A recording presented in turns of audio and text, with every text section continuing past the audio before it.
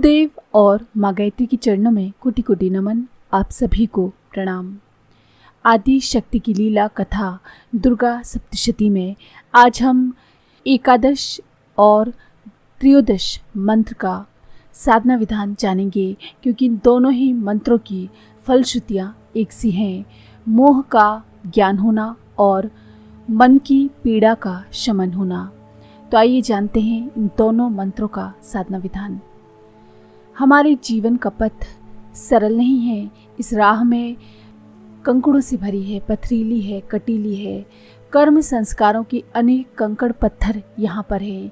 इस पर चलते हुए कहीं तो हमको हमारे पुण्यों के फूल मिल जाते हैं, पुष्प मिल जाते हैं, तो कहीं अनायास ही पापों के कांटे हमारे पैरों में धंस जाते हैं। यादों के विहड़पन, संस्कारों के शैल शिखर, मोह के अनगिनत पाश यहाँ पल पल अवरोध खड़े करते हैं। फिर भी जो साधना के लिए समर्पित हैं, संकल्पित हैं, वे अनवरत चलते रहते हैं।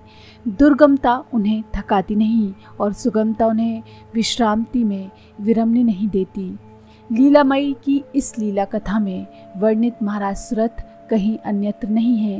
वे तो हमारी, आपकी, हम सबकी जीवात्मा है। उनकी प्रत्येक अनुभूति हमारी स्वयं की अनुभूति है।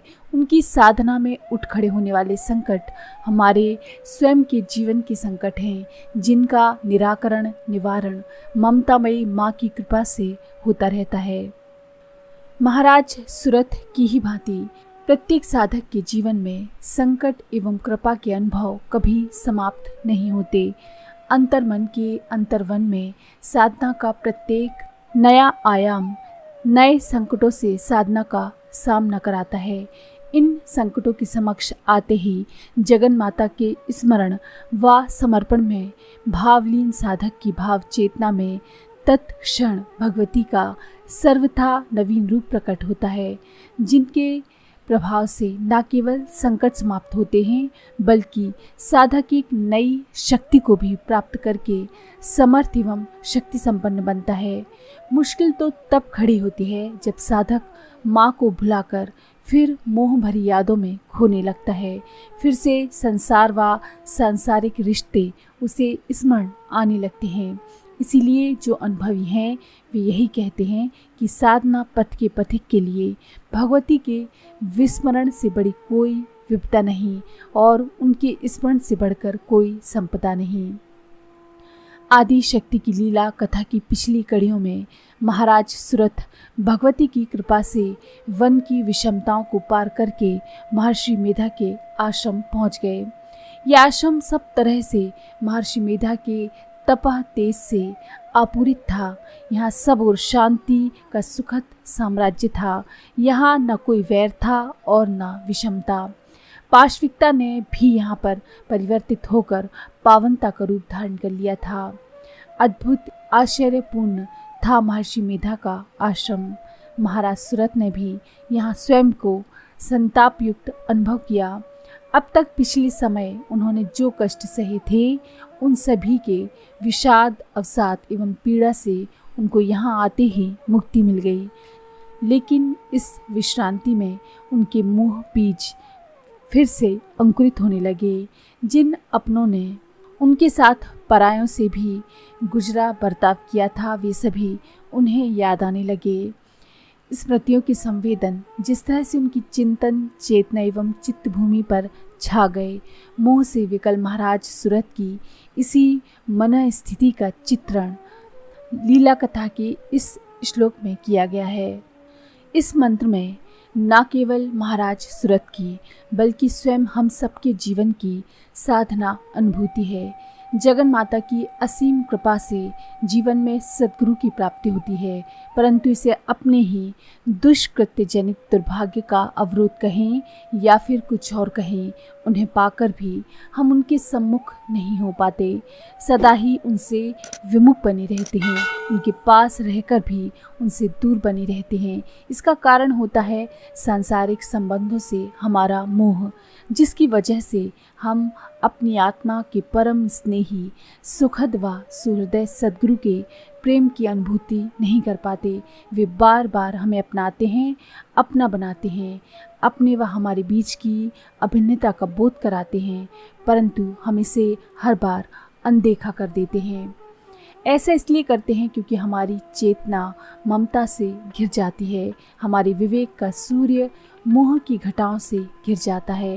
ये स्थिति सामान्य साधकों के साथ महामानवों के जीवन में भी आती है। भगवती महाकाली के अनन्य साधक श्री राम कृष्ण परमहंस के जीवन का एक मार्मिक प्रसंग है। उन दिनों वे दक्षिणेश्वर के काली मंदिर में रह रहे थे। माँ का पूजन अर्चन वंदन करने के साथ वे अपनी लीला सहचरों का इंतजार कर रहे थे। वे प्रतीक्षारत थे उन आत्मियों के लिए जिनकी सहायता से वे अपने युग कार्य को आगे बढ़ा सकें। उन्हीं के शब्दों में, तब मैं छत पर चढ़कर सबको बुलाया करता था, माँ से प्रार्थना करता था कि वे जल्दी भेजें। उनकी पुकार का असर माता की कृपा एक एक करके सब आने लगे। इसी क्रम में तरुणाई में पग रख रहे नरेंद्र नाथ दत्त भी आ गए। उन्हें देखकर श्री रामकृष्ण परमहंस हर्ष से विहल हो गए। उन्होंने उनका भावाकुल होकर स्वागत किया, लेकिन नरेंद्र नाथ ने समझा कि संभवतः ये इनका पागलपन है, और जब उन्होंने अपने और नरेंद्र नाथ के संबंधों का स्मरण कराने के लिए उनकी छाती का स्पर्श किया तो नरेंद्र की चेतना एकाएक ऊर्ध्वगामी हो गई। इस वेग को वे सह न सके और चिल्ला पड़े कि अरे, मेरे माँ बाप हैं, भाई बहन हैं, तुम मुझे कहाँ ले जा रहे हो। विवश होकर श्री रामकृष्ण ने उन्हें सामान्य भावभूमि पर लाना पड़ा। महाराज सूरत का चित्त महर्षि मेधा के पास रहकर भी मोहग्रस्त हो गया है। जो नगर उनसे छिन चुका था, वे बार बार उसके बारे में सोचने लगे। बार बार बीती स्मृतियों उन्हें आक्रांत करने लगी। मोह की कड़ियाँ उन्हें उनके विवेक को कसने लगी। उनके साधना पथ में नया संकट उभर आया। आइए अब जानते हैं एकादश मंत्र का साधना विधान। एकादश मंत्र का विनियोग ये है आपकी स्क्रीन पर। फिर आपकी स्क्रीन पर न्यास दिख रहा है, फिर ध्यान और फिर मंत्र। मंत्र है ओम ऐं ह्लीं नमः सो अचिन्त्यत तदा तत्र ममत्वा कृष्ट चेतनः मत पूर्वेः पालितं पूर्वं मया हीनं पुरं हि तत् नमो म्लीं ऐं ओम। साधना का विधान वही है, 10 माला गायत्री मंत्र की और 1 माला इस सप्तशती मंत्र की। इस तरह से ये 10 दिन का विधान है और उसके बाद प्रत्येक का दशांश हवन करें। हवन करने के लिए आप सरसों और तिल का उपयोग करें। आध्यात्मिक फलश्रुति है मोह का ज्ञान हो जाता है, और लौकिक फलश्रुति है भावनात्मक पीड़ा का शमन, यानी आपके मन की पीड़ाओं को दूर करता है ये मंत्र। इसी तरह से 13वें मंत्र यानी त्रयोदश मंत्र का साधना विधान भी हम जान लेते हैं। विनियोग का मंत्र ये है न्यास। न्यास का मंत्र आपकी स्क्रीन पर है और इसके बाद ध्यान करें। मंत्र है ओम ऐं स्त्रीं नमः मदभृतये स्तैर सद्व्रते धर्मतः पाल्यते नावा ना जाने सा प्रधानो में शूरहस्ते सदामदः नमो स्त्रीं ऐं ओम। साधना का विधान वही है, 10 माला गायत्री मंत्र की और 1 माला इस सप्तशती मंत्र की करें और दशांश हवन करें। हवन तिल और सरसों के साथ हवन करें। इसकी आध्यात्मिक फलश्रुति है मोह संस्कार का अंतर्ज्ञान हो जाता है, और लौकिक फलश्रुति है कि आपकी भावनात्मक पीड़ा की शांति होती है। गायत्री मंत्र के साथ इस सप्तशती मंत्र की साधना में अंतर विवेक को जन्म देती है। वह जान पाता है स्वयं के उन विचारों को, विकारों को एवं संस्कारों को जो उसे इस संसार में बांधे हैं। बार बार उसके मन चिंतन को संसार की ओर खींचते हैं। एक बार यदि इनका सही से ज्ञान हो जाए तो भवानी की कृपा से इनका निवारण भी हो जाता है।